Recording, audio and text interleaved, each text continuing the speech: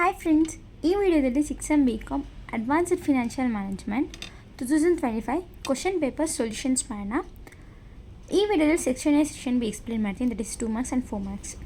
First section A 2 marks. First question, state any 2 significances of cost of capital. 2 ಕೇಳಿದರೆ ನಾನು 4 ಬರೆದಿದ್ದೀನಿ. ನೀವು ಇದರಲ್ಲಿ ಯಾವುದಾದ್ರು 2 ಮೆನ್ಷನ್ ಮಾಡ್ಬೋದು. Maximization of the value of the firm, capital budgeting decision, evaluation of financial performance, management of working capital. ಅವ್ರು state ಕೇಳಿದರೆ only mention ಮಾಡಿ, ಎಕ್ಸ್ಪ್ಲನೇಷನ್ ಏನು ಬೇಡ. Next question, what you mean by risk analysis? Risk analysis simple ವರ್ಡಲ್ಲಿ ಹೇಳೋದಾದರೆ, ನೀವೊಂದು ಕಂಪ್ನಿಲಿ ನೀವೇನಾದರೂ ಒಂದು ಪ್ರೋಸೆಸ್ ಮಾಡ್ತಿರ್ತೀರ, ಅಲ್ಲಿ ಲೈಕ್ ಒಂದು ಅಕೌಂಟಿಂಗ್ ಕ್ರೈಸಿಸ್ ಬರುತ್ತೆ, ಫಿನಾನ್ಷಿಯಲ್ ಕ್ರೈಸಿಸ್ ಬರುತ್ತೆ, ಅದನ್ನ ನೀವು ಹೇಗೆ ಮ್ಯಾನೇಜ್ ಮಾಡ್ತೀರ ಅನ್ನೋದು risk analysis. Risk analysis means it is the process of evaluating and qualifying the potential risk associated with financial investment decisions or strategies. ನಾನು ಫಿನಾನ್ಷಿಯಲ್ ಅಂತ ಹೇಳಿದ್ನಲ್ಲ ಆ ಥರ. Next question, mention only 4 types of dividends: cash dividend, stock dividend, property dividend, scrip dividend or liquidating dividend. Next question, write the difference between merger and acquisition. First merger, ಆಮೇಲೆ acquisition. Merger ಬಂದು 2 companies agree to combine their operations into single unit. 2 companies merge ಆಗಿ ಒಂದು company ಮಾಡೋಕ್ಕೆ help ಮಾಡುತ್ತೆ merger. ಅಕ್ವಸಿಷನ್ಸ್ ಬಂದು 1 company buys another company typically with the intent of gaining control of the acquired company's operations, ಅಸೆಸ್ and decision making. Next point, ಮರ್ಜರ್ದು. The merger results in a new company often with a new name and a potential new ownership. The acquired company ceases to exist as a separate legal entity and is absorbed into the acquiring company. So ಇದು merger acquisition difference ಆಗಿರುತ್ತೆ. ಏನಿಲ್ಲ, merger ಅಂದರೆ ಅದು ಒಂದು 2 companiesನ ಒಂದು single ಎಂಟಿಟಿಗೆ merge ಮಾಡೋಕ್ಕೆ ಟ್ರೈ ಮಾಡುತ್ತೆ. ಇನ್ನೊಂದು like name and potential, name and ಓನರ್ಶಿಪ್ನ ರಿಸಲ್ಟ್ ಏನು ಬರುತ್ತೆ ಅದನ್ನ ನ್ಯೂ ಕಂಪ್ನಿ ಫಾರ್ಮ್ ಮಾಡೋಕ್ಕೆ ಹೆಲ್ಪ್ ಮಾಡುತ್ತೆ ಮರ್ಜರ್. ನೆಕ್ಸ್ಟ್ ಅಕ್ವಸಿಷನ್ ಅಂತ ಅಂದರೆ ಬೈಸ್ ಅನ್ನೋದು ಕಂಪ್ನೀಸ್ ಮತ್ತು ಪ್ರಾಫಿಟ್ಸ್ ಆ್ಯಂಡ್ ಲಾಸ್ನ ಬೈಸ್ ಮಾಡಿ ಅದು ಒಂದು ಕಂಪ್ನಿ ಆಪ್ರೇಷನ್ಸ್ ಮತ್ತು ಅಸೆಟ್ಸ್ನ ಹೆಲ್ಪ್ ಮಾಡೋಕ್ಕೆ ಟ್ರೈ ಮಾಡುತ್ತೆ. ಇದು ಒಂದು ಸಪ್ರೇಟ್ ಲೀಗಲ್ ಎಂಟಿಟಿದು ಅಕ್ವೈರಿಂಗ್ ಕಂಪ್ನಿ. ಈಗ ಏನಾದರೂ ಒಂದು ಡೌನ್ಫಾಲ್ ಆಗ್ತಾಯಿದ್ರೆ, ಕಂಪ್ನಿ ಬೀಳ್ತಿದೆ ಅಂದರೆ ಅದಕ್ಕೆ ಹೋಗಿ ಅಕ್ವೈರಿಂಗ್ ಕಂಪ್ನಿ ಲೈಕ್ ಸಪ್ರೇಟ್ ಒಂದು ಲೀಗಲ್ ಎಂಟಿಟಿನ ಕ್ರಿಯೇಟ್ ಮಾಡಿ ಅಕ್ವಸಿಷನ್ ಮಾಡಿ ಹೆಲ್ಪ್ ಮಾಡುತ್ತೆ acquisition. Next question, what is agency relationship? An agency relationship or principal agent relationship is a legal arrangement where one party means that is principal, gives another party ಅಂತ ಬಂದು agent ಆಗಿರ್ತಾರೆ. The authority to act on their behalf. The agent can make decision and take actions that legally bind the principal. So simple words ಹೇಳೋದಾದರೆ, so one party that is principal ಮತ್ತು another party the agent, ಅವರು decision ತೊಗೊಳಕ್ಕೆ agent ಏನು ಮಾಡ್ತಾರೆ, ಈಗ principal on behalf of decision ತೊಗೊಳಕ್ಕೆ agent help ಮಾಡ್ತಾರೆ, principal ಅಷ್ಟೇ ಮೀನಿಂಗ್. ನೆಕ್ಸ್ಟ್ ಇಲ್ಲಿ ಒಂದು 2 marksಗೆ ಒಂದು ಸೊಲ್ಯೂಷನ್ ಕೊಟ್ಟಿದ್ದಾರೆ. ಇದು ಹೇಗೆ ಮಾಡೋದು ಅಂತ ನೋಡಿ. Tanvi limited has distributed dividend of ₹30 on each equity shares of ₹10. The current market price of equity share is ₹70. Find the cost of equity. So formula ಬಂದು KE equals dividend divided by MP into 100. So ನಮ್ದು ಎಷ್ಟಿದೆ dividend ಕ್ವಶನಲ್ಲಿ? 30 ಇದೆ. 30 divided by market price ಎಷ್ಟಿದೆ of equity shares is ₹70 into 100. So 30 divided by 70 into 100 ಮಾಡಿದ್ರೆ ನಮಗೆ 42.85% ಬರುತ್ತೆ. That is KE. ಇದು ಆನ್ಸರ್. ಈ ಥರ ನೀವು ಮಾಡಬೇಕಾದ್ರೆ 2 marksಗೆ ಯಾವುದಾದ್ರು ಒಂದು ಕಂಪಲ್ಸರಿ ಸಿಂಪಲ್ ಸಮ್ ಕೊಡ್ತಾರೆ ಎಕ್ಸ್ಪ್ಲನೇಷನ್ಗೆ ಅವ್ರು ಸೊಲ್ಯೂಷನ್ ಮಾಡೋಕ್ಕೆ. Next question, state any 4 social and environmental issues. First is climate change, biodiversity loss, air and water pollution, deforestation. Next one, what is leverage buyout? A leverage buyout, that is LBO, is the acquisition of another company using a significant amount of borrowed money, bonds or loans to meet the cost of acquisition. The assets of the company being acquired are often used as a collateral for the loans along with the assets of the acquiring company. So the leverage ಏನು ಅಂತ ಹೇಳಿದ್ರೆ, ಇದು ಒಂದು ಕಂಪ್ನಿದು assets ಮತ್ತು otherwise ಬಾರೋಡ್ ಮನಿನ use ಮಾಡಿ ಅದನ್ನ collect ಮಾಡಿ ಲೋನ್ಸ್ ಪ್ರೊವೈಡ್ ಮಾಡುತ್ತೆ. That is an leverage buyout. So ಇದಿಷ್ಟು 2 marks ಆಗಿರುತ್ತೆ. Next 4 marks question.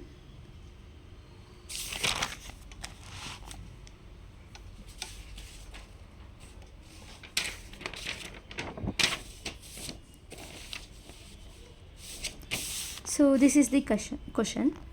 Manohar company issues rupees 5 lakh, 8% preference shares of rupees 10 each. Calculate the cost of preference shares capital if it is issued. Discount at 5%, premium at 5%. So first discount ಮತ್ತು two options ಕೊಟ್ಟಿದ್ದಾರೆ, discount ಮತ್ತು ಪ್ರೀಮಿಯಮಲ್ಲಿ ಕಂಡುಹಿಡಿಬೇಕು ಅಂತ. So first cost of preference shares in case of discount at 5% ಕೊಟ್ಟಿದ್ದಾಗ ನೀವು ಹೇಗೆ ಮಾಡಬೇಕು ಅಂತ. So first formula KP equals divided by net price into 100. So ಇಲ್ಲೇನು ನೀವು ಫಸ್ಟು ಡಿವಿಡೆಂಡ್ ಕಂಡುಹಿಡ್ಕೊಬೇಕಾಗುತ್ತೆ, ಡಿವಿಡೆಂಡ್ ಮತ್ತು ನೆಟ್ ಪ್ರೈಸ್ನ. D equals 5 lakh into 8 divided by 100. 8 ಅಂದರೆ ಇಲ್ಲಿ 8% ಕೊಟ್ಟಿದ್ದಾರಲ್ಲ ಪ್ರಿಫರೆನ್ಸ್ ಶೇರ್ಸ್, ಇದು 8 ಡಿವೈಡೆಡ್ ಬೈ 100 ಮಾಡಿದ್ರೆ ನಮಗೆ 40,000 ಬರುತ್ತೆ. So net present value that is 5 lakh into 5%. So discount rate amount that is 5% ಮಾಡಿದರೆ ನಮಗೆ 25,000 ಬರುತ್ತೆ. ಆ 25,000 ನಮಗೊಂದು ನೆಟ್ ಪ್ರೆಸೆಂಟ್ ವ್ಯಾಲ್ಯೂ ಬೇಕು. ಸೊ 5 lakh ಮೈನಸ್ ಈ 25,000 ಮೈನಸ್ ಮಾಡಿದ್ರೆ ನಮಗೆ 4,75,000 ಬರುತ್ತೆ. ಇದು ನಮಗೆ NP ಆಗುತ್ತೆ, ಇದು D ಆಗುತ್ತೆ. ಸೊ ಆವಾಗ formula KP is equals to D divided by NP into 100 ಅಲ್ವಾ. D ಏನಿದೆ ನಮ್ಮದು 40,000 ಸಿಕ್ಕಿದೆ, ಇಲ್ಲಿ D 40,000. ನೆಕ್ಸ್ಟ್ NP ಬೇಕಲ್ವ ನಮಗೆ 4,75,000, ದಟ್ ಈಸ್ 4,75,000 ಇಂಟು 100. ಸೊ ನಮಗೆ 40,000 ಡಿವೈಡೆಡ್ ಬೈ 4,75,000 ಇಂಟು 100 ಮಾಡಿದ್ರೆ 8.42% ಬರುತ್ತೆ, ದಟ್ ಈಸ್ KP. ನೆಕ್ಸ್ಟ್ ಇನ್ನೊಂದು ಕೊಟ್ಟಿದ್ದಾರೆ ಪ್ರೀಮಿಯಮ್ ಅಟ್ 5%. ಸೊ ಅದೇ ಥರ same KP is equals to D divided by NP into 100. Same formula, ಇದರಲ್ಲೂ D NP ಕಂಡು ಇಟ್ಕೊತೀವಿ. D equals that is 5 lakh into 8% ಅಲ್ವಾ, ಅದಕ್ಕೆ that is equals 40,000. Next NP net present equals 5 lakh into 5%. Premium ಎಷ್ಟಿದೆ 5%, 5 divided by 100 25,000. Next ಇಲ್ಲಿ add ಮಾಡ್ತೀವಿ, premium ಅಂತ ಹೇಳಿದ್ರೆ ಆ್ಯಡ್ ಮಾಡ್ತೀವಿ. ಸೊ ನಮಗೆ ಡಿಸ್ಕೌಂಟ್ ಇತ್ತಲ್ವ, ಡಿಸ್ಕೌಂಟ್ ನಾವು ಯಾವತ್ತಿದ್ರೂ ಲೆಸ್ ಮಾಡ್ತೀವಿ ಫಸ್ಟ್, ಪ್ರೀಮಿಯಮ್ ಅಂದರೆ ನೆಕ್ಸ್ಟ್ ಆ್ಯಡ್ ಮಾಡ್ತೀವಿ. ಸೊ ಅದಕ್ಕೋಸ್ಕರ ಇಲ್ಲಿ ಆ್ಯಡ್ ಮಾಡ್ತಾಯಿದ್ವಿ. ದಟ್ ಈಸ್ 5 lakh ಪ್ಲಸ್ 25,000 ಮಾಡಿದ್ರೆ ನಮಗೆ 5,25,000 ಸಿಗುತ್ತೆ. ಸೊ ಅದನ್ನ ಫಾರ್ಮುಲಾ ಜೊತೆ ವರ್ಕ್ ಆನ್ ಮಾಡಬೇಕು. That is 40,000 divided by 5,25,000 into 100 ಮಾಡಿದ್ರೆ that is KP is equals to 7.61% ಸಿಗುತ್ತೆ. ಈ ಥರ ನೀವು ಒಂದು ಕ್ಯಾಲ್ಕುಲೇಷನ್ನ ಮಾಡಬೇಕು. Next question.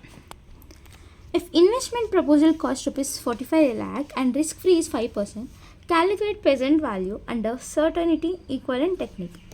Year, expected cash, certainty equivalent coefficient. ಈ ಥರ ಕೊಟ್ಟಿದ್ದಾರೆ. ಇದು ಹೇಗೆ ಸಾಲ್ವ್ ಮಾಡೋದು ಅಂತ ಹೇಳಿದ್ರೆ, ಸೊ ಈ ಥರ ಬರ್ಕೊತೀರಾ ಸರ್ಟನಿಟಿ ಈಕ್ವಲೆಂಟ್ ಟೆಕ್ನಿಕ್ ಅಂತ. Year expected cash inflows, certainty equivalent coefficient, expected cash flow, discount rate at 5%, expected present cash flow. So ಇಯರಲ್ಲಿ ಎಷ್ಟು ಇಯರ್ ಇದೆ, that is 4 years. Expected cash flow inflows, expected cash inflows ಅಂದರೆ ಇಲ್ಲಿ expected cash ಕೊಟ್ಟಿದ್ದಲ್ಲ ಅದು ಹಾಕೊಂಡ್ರೆ 10, 15, 20, 25. So 10 lakh, 15 lakh, 20 lakh, 25,000. Certainty equivalent coefficient ಅಂತ ಹೇಳಿದ್ರೆ ಇಲ್ಲಿದೆ ನೋಡಿ, ಸರ್ಟನಿಟಿ ಈಕ್ವಲೆಂಟ್ ಕೋಎಫಿಷಿಯಂಟ್ ಕೊಟ್ಟಿದ್ದಲ್ಲ ಅದನ್ನ ಹಾಕೊಂತೀರ. ಸೊ ಎಕ್ಸ್ಪೆಕ್ಟೆಡ್ ಕ್ಯಾಶ್ ಫ್ಲೋ ಹೆಂಗೆ ಕಂಡುಹಿಡಿಯೋದು ಅಂತ ಹೇಳಿದ್ರೆ, ಇಲ್ಲಿ 10 lakh ಇಂಟು ಇಲ್ಲಿ ಇಂಟು ಮಾಡಬೇಕು, into 0.90. So example 10 lakh into 0.90 that is 9 lakh. So 9 lakh ಇದೇ ಥರ 15 lakh into 0.85 12,75,000, 20 lakh into 0.82 that is 16,40,000, 25 lakh into 0.78 19,50,000. ಈ ಥರ ಇಂಟು ಮಾಡಿದ್ರೆ ನಮಗೆ ಈ ಎಕ್ಸ್ಪೆಕ್ಟೆಡ್ ಕ್ಯಾಶ್ ಫ್ಲೋ ಸಿಗುತ್ತೆ. Next discount rated 5%. ಈ ಡಿಸ್ಕೌಂಟ್ ರೇಟೆಡ್ 5% ಹೇಗೆ ಕಂಡುಹಿಡಿಯೋದು ಅಂತ ಹೇಳಿದ್ರೆ ಇಲ್ಲಿದೆ ನೋಡಿ, 5% ಅಂದರೆ 5 ಡಿವೈಡೆಡ್ ಬೈ 100 ಮಾಡ್ಕೊಳ್ತೀವಿ, ದಟ್ ಈಸ್ 0.05 ಬರುತ್ತೆ. ಅದಕ್ಕೊಂದು ಫಾರ್ಮುಲಾ ಇದೆ, 1 divided by 1 plus n. So 1 divided by 1 plus 0.5 ಮಾಡಿದ್ರೆ ನಮಗೆ 1.05 ಬರುತ್ತೆ. ಓಕೆನಾ, ದಟ್ ಈಸ್ 1 ಪ್ಲಸ್ 1 n ಅಂತ ಅಂದರೆ 0.05 ಈ ಕಂಡಿದ್ವಲ್ಲ ಅದು ಅಮೌಂಟ್. 1 ಡಿವೈಡೆಡ್ ಬೈ 1.05 ಮಾಡಿದ್ರೆ 1 ಡಿವೈಡೆಡ್ ಬೈ 1.05 ದಟ್ ಈಸ್ 0.952. ಓಕೆನಾ, ಇಲ್ಲೇ ಇದೆ ನೋಡಿ, ದಟ್ ಈಸ್ 0.952. ನೆಕ್ಸ್ಟ್ ಕಂಡಿಡಿಯೋದು ಹೇಗೆ ಅಂದರೆ 0.907 ಅಂದರೆ ಈಕ್ವಲ್ಸ್ ಒತ್ತಿ 0.907 ಮತ್ತು ಈಕ್ವಲ್ಸ್ 0.807. ನೆಕ್ಸ್ಟ್ 0.823 ಇನ್ನು 7 ಇದಲ್ವ ಅದನ್ನ 3 ಕನ್ವರ್ಟ್ ಮಾಡ್ಕೊಂಡು ಇದೇ ಥರ ಈಕ್ವಲ್ಸ್ ಹೊತ್ಕೊಂಡು ಹೋಗಿ ನೆಕ್ಸ್ಟ್ ಬರ್ತಾನೆ ಇರೋದು ಅಷ್ಟೇ. ಇದೇ ಥರ ಈ ಥರ ಕ್ಯಾಲ್ಕುಲೇಟ್ ಮಾಡಬೇಕಾದ ಈ ಥರ ನೋಡಿ. ಎಲ್ಲ ಡೌಟ್ ಇದೆ ಕಮೆಂಟ್ ಮಾಡಿ, ನಾನು ಎಕ್ಸ್ಪ್ಲೈನ್ ಮಾಡ್ತೀನಿ. Next expected present cash flow ಹೇಗೆ ಕಂಡಿಡೋದಂದ್ರೆ 9 lakh into 0.952 same as it is.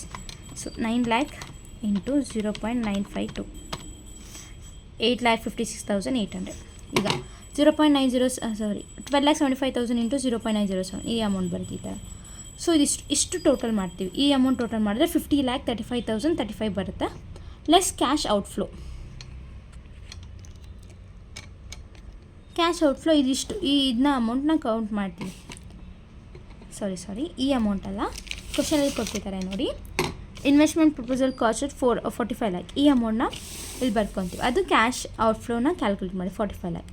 Total ಈ ಅಮೌಂಟ್ ಜೊತೆ ಮೈನಸ್ ಮಾಡಿದ್ರೆ ನಮಗೆ 5,35,035 ಬರುತ್ತೆ. That is 50,3035 minus 5,35,035. ಸೊ ಇದು ಈ ಅಮೌಂಟ್ ಬಂದು ಇದ್ರ ಟೋಟಲ್ ಆಗಿರುತ್ತೆ. ಈ 45 lakh ಬಂದು ಕ್ವಶನಲ್ಲಿ ಕೊಟ್ಟಿದ್ದಾರೆ ನೋಡಿ. ಈ 45 lakh ಅಮೌಂಟ್ ಆಗಿರುತ್ತೆ. ಮೈನಸ್ ಮಾಡಿದ್ರೆ ನಮಗೆ 5,35,035 ಬರುತ್ತೆ. Next question. Tenali limited acquires Birbal limited and the following information is as follows. Calculate exchange ratio under EPS method and MPS method. So ಇಲ್ಲಿ EPS ಮೆಥಡ್ ಮತ್ತು MPS ಮೆಥಡ್ 2 ಮೆಥಡ್ಸ್ನ ಕಂಡುಹಿಡಬೇಕಾಗುತ್ತೆ. Number of equity shares 8 lakh, Birbal 6 lakh, earning after tax is rupees 40 lakh and then 80 lakh, market value per share is rupees 42, then 28. ಈ ಥರ ಮಾಡಬೇಕು. So first calculation ಮಾಡ್ಕೊಬೇಕಾಗುತ್ತೆ, ಡೈರೆಕ್ಟಾಗಿ ಮಾಡೋಕ್ಕಾಗಲ್ಲ. Calculation EPS of Birbal limited, that is target company. ಇದನ್ನ target company ಅಂತ ಹೇಳ್ತೀವಿ. Because Tenali liquid acquires Birbal company. Tenali ಏನು ಮಾಡುತ್ತೆ, ಬೀರ್ಬಲ್ ಕಂಪ್ನಿನ ಅಕ್ವೈರ್ ಮಾಡುತ್ತೆ. ಆವಾಗ ಇದು ಟಾರ್ಗೆಟ್ ಕಂಪ್ನಿ ಆಗುತ್ತೆ, ಇದು ಅಕ್ವೈರಿಂಗ್ ಕಂಪ್ನಿ ಆಗುತ್ತೆ. Target, this is acquiring. So first calculation of EPS of Birbal limited target company, that is earning after tax divided by number of equity shares. earning after tax ಎಷ್ಟಿದೆ ನಮ್ಮದು, ಇಲ್ಲಿದೆ ನೋಡಿ. earning after tax rupees 18 lakh, equity shares ಎಷ್ಟಿದೆ 6 lakh. So 18 lakh divided by 6, 3 ಬರುತ್ತೆ amount. Next same ಅದೇ ಥರ calculation of EPS of Tenali limited acquiring company, ಅದು earning after tax divided by number of equity shares, that is 40 lakh and 8 lakh. 40 lakh divided by 8 lakh, that is 5 lakh. Because ನಮಗೊಂದು amount ಬೇಕು ಇದ್ರ ಜೊತೆ divide ಮಾಡೋಕ್ಕೆ, single digit. ಅದಕ್ಕೆ ನಾವು earning after tax ಮತ್ತು number of equity ಶೇರ್ಸ್ನ divide ಮಾಡ್ತೀವಿ. So ಇಲ್ಲಿ ಗೊತ್ತಾಗುತ್ತೆ. See this the main formula. Exchange ratio under EPS method. First ಅವ್ರು ಏನು ಕೇಳಿದ್ದಾರೆ ಕ್ವಶನಲ್ಲಿ, EPS method and MPS method ಅಲ್ವಾ. EPS of target company divided by EPS of acquiring company. So target company ಯಾವುದು, Birbal company. ಬೀರ್ಬಲ್ದು ಎಷ್ಟು ಬಂದಿದೆ 3. EPS of acquiring company ಎಷ್ಟು ಬಂದಿದೆ 5 ಬಂದಿದೆ, ಇಲ್ಲಿದೆ ನೋಡಿ. So 0.6. Next exchange ratio under MPS method. MPS of target company divided by MPS of acquiring company, that is ಇಲ್ಲಿ ಕೊಟ್ಟಿದೆ ನೋಡಿ. That is target company 28, 42. Market value per share, that is MPS method. Market per value share 28 divided by 42, that is 0.66. So ಈ ಥರ ನೀವು ಕಂಡುಹಿಡಬೇಕಾಗುತ್ತೆ MPS ಮತ್ತು EPS method ಕಂಡಿದ್ರೆ. First number of equity shares and earning after tax ಕಂಡಿಟ್ಕೊಂಡು EPS ಮತ್ತು MPS formula ಹಾಕಿ ಮಾಡ್ತೀರಾ. That is EPS of target company, EPS of acquiring company, ಈ ಥರ ಮಾಡ್ತೀರಾ. So next question. ಲಾಸ್ಟಲ್ಲಿ ನಿಮಗೆ 2 ಥಿಯರಿ ಕ್ವಶನ್ಸ್ ಕೊಟ್ಟಿದೆ. ಅದು ಯಾವುದಾದ್ರು ಚಾಪ್ಟರಿಂದ ಆಗಿರ್ಬೋದು. ನಿಮಗೆ ಬ್ಲೂ ಪ್ರಿಂಟ್ ನಾನು ನೆಕ್ಸ್ಟ್ ವೀಡಿಯೋದಲ್ಲಿ ಹೇಳ್ತೀನಿ, ಬ್ಲೂ ಪ್ರಿಂಟ್ ಆಫ್ ಎಲ್ಲ ಸಬ್ಜೆಕ್ಟ್ಸ್ದು. ಇಲ್ಲಿ 2 ಕ್ವಶನ್ಸ್ ಕೊಟ್ಟಿದ್ದಾರೆ. That is 2 theory part. Explain any 4 combinations in mergers. So 4 combination of mergers are, that is horizontal mergers, vertical mergers, conglomerate mergers, market extension mergers. ಇದಕ್ಕೆಲ್ಲ ನೀವು explain ಮಾಡಬೇಕಾಗುತ್ತೆ. Horizontal mergers ಅಂತ ಹೇಳಿದ್ರೆ 2 more companies dealing in same product services join together and make a company profitable. ಅದನ್ನ horizontal merger ಅಂತ ಕರೀತಾರೆ. 2 or more companies dealing ಮಾಡಿ same ಪ್ರಾಡಕ್ಟ್ಸ್ನ ಯುಟಿಲೈಸ್ ಮಾಡಿ ಒಂದು ಪ್ರಾಡಕ್ಟ್ನ ಯುಟಿಲೈಸ್ ಮಾಡೋಕ್ಕೆ ಹಾರಿಜಾಂಟಲ್ ಮರ್ಜರ್ ಅಂತ ಕರೀತಾರೆ. Next vertical mergers. Engaged at different stages of product and distribution. Different stages ಇರುತ್ತೆ. ಅಲ್ಲಿ ನೀವು ಎಂಗೇಜ್ ಮೀನ್ಸ್ ಒಂದು A ಮತ್ತು B ಕಂಪ್ನಿ ಎಂಗೇಜ್ ಆಗಿ ಒಂದು ಪ್ರೊಡಕ್ಷನ್ ಡಿಸ್ಟ್ರಿಬ್ಯೂಷನ್ನ ವರ್ಕ್ ಮಾಡ್ತಾರೆ. That is vertical mergers. Conglomerate mergers ಬಂದು it is a diversification. Like ಅಂದರೆ ಇವೆರಡಕ್ಕಿಂತ ಡಿಫ್ರೆಂಟ್ ಆಗಿರುತ್ತೆ. ಡೈವರ್ಸ್ ಮಾಡ್ತಾರೆ ಒಂದು ಲೈಕ್ ಡೈವರ್ಸ್ ಅಂತ ಹೇಳಿದ್ರೆ ABC ಈ 3 ಕಂಪ್ನೀಸ್ ಇರುತ್ತೆ ಅಲ್ವಾ. ಈ ಕಂಪ್ನಿ ಲೈಕ್ ಒಂದು ಮರ್ಜ್ ಆಗಿ ವರ್ಕ್ ಮಾಡೋದು. ಇದು ಸಪ್ರೇಟಾಗಿ ಮಾಡ್ತಾರೆ, ಅದು diversification. It's called like diverse ಅಂತ ಹೇಳ್ಬೋದು ಅಥವಾ ಡೈವರ್ಸಿಫಿಕೇಷನ್ ಅಂತಲೇ ಹೇಳ್ಬೋದು. Next market extension merger between companies that sell the same products or services. That ಅಂದರೆ ಮರ್ಜರ್ಸ್ ಬಿಟ್ವೀನ್ ಒಂದು ಕಂಪ್ನೀಸ್ ಇರುತ್ತೆ that sell the same products and services. Example DMart ಮತ್ತು Reliance Mart ತೊಗೊಳ್ಳಿ, ಸೇಮ್ ಪ್ರಾಡಕ್ಟ್ಸ್ನ ಸೇಲ್ ಮಾಡ್ತಾರೆ but different quantities and units ಇರುತ್ತಲ್ಲ, ಅದೇ ಥರ ಅಷ್ಟೇ. That is market extension mergers. These are the 4 combinations of mergers. Next question. Write a brief note on integrated report in corporate governance. So, integrated report. First meaning known. A report which communicates how an organization's strategy, governance, performance and decision lead to creation of value of the business. The purpose of integrated report is to create, preserve and maintain value of the business for a long time period. Integrated period ಅಂತ ಹೇಳಿದ್ರೆ ಒಂದು strategy of the governments and performance ಆಗಿರುತ್ತೆ. ಇದ್ರ main purpose ಅಂತ ಹೇಳಿದ್ರೆ value business ಏನು products and value goods ಇರುತ್ತೆ ಅದನ್ನ ಪ್ರಿಸರ್ವ್ ಮಾಡೋಕ್ಕೆ ಹೆಲ್ಪ್ ಮಾಡುತ್ತೆ integrated report. So purpose of integrated report ಅಂತ ಹೇಳಿದ್ರೆ enhance transparency and accountability, provide A complete picture, support long term sustainability, promote consistency and alignment. ಇದು points ಬರ್ತಿದ್ದೀನಿ. Explanation ಬೇಕು ಅಂತ ಹೇಳಿದ್ರೆ ನೆಕ್ಸ್ಟ್ ವೀಡಿಯೋದಲ್ಲಿ ಎಕ್ಸ್ಪ್ಲೈನ್ ಮಾಡ್ತೀನಿ. ಸೊ 2 marks 4 marks ಎಕ್ಸ್ಪ್ಲೈನ್ ಮಾಡಿದ್ದೀನಿ. ಇದರಲ್ಲಿ ಏನೋ ಡೌಟ್ ಇದ್ದರೆ ಕಮೆಂಟ್ ಮಾಡಿ, ನಾನು ರಿಸಾಲ್ವ್ ಮಾಡೋಕ್ಕೆ ಟ್ರೈ ಮಾಡ್ತೀನಿ. And thank you for watching and subscribe me to my channel.